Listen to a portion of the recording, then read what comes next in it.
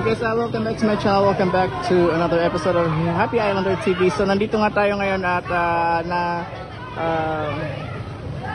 naabutan natin ang paglo-loading ng mga estudyante na dito sa Virac, pabalik ng kanilang mga kabahayan sa Karamuran. Ito pong service na ito ay service na provided ng LGU Karamuran through the initiative of Mayor Glenda Aguilar and the rest of the officials.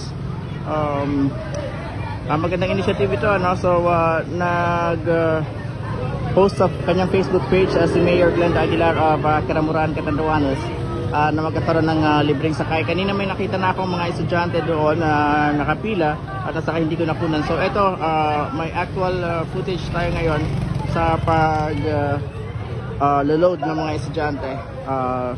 Kanina nakausap ko yung driver at hindi pa siya kagad-agad nagpasakay kasi inunan niya muna yung mga taga Palumbanas or sa Palumbanas Group of Islands, mga taga Parumpong, Tignob, kasi alam naman natin dyan sa Karamuran ay meron pa tayong mga isla na maliliit dyan na may mga residente rin at may mga estudyante dito na nag-aaral dito sa Virac. So inunan niya muna 15 daw yon. So siguro na-identify niya na kung sino-sino at ngayon ay naglo-load na sila ng mga estudyante sa Karamuran. Kanina lang ay may nakausap tayo at sabi ng estudyante ay alauna pa raw sila nag-aantay dito.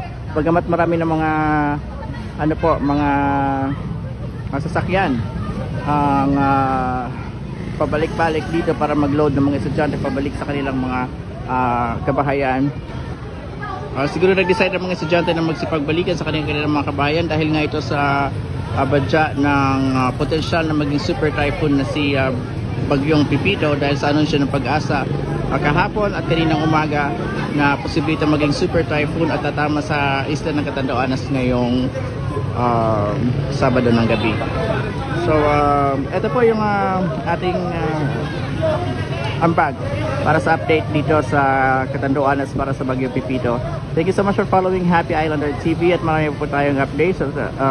Katulad ng mga nakaraang bagyo, nagkaroon tayo ng mga updates. Kung ano man ang mga hagilap nating kwento is posible nating ibahagi sa inyo. Sana magkaroon lang ng tuloy-tuloy na magandang reception ang ating internet galing sa Smart and Globe dito sa isla ng Catanduanes. Salamat po and thank you so much for watching and keep following my vlog Happy Islander TV. Ingat po tayo, keep dry mga Happy Islanders.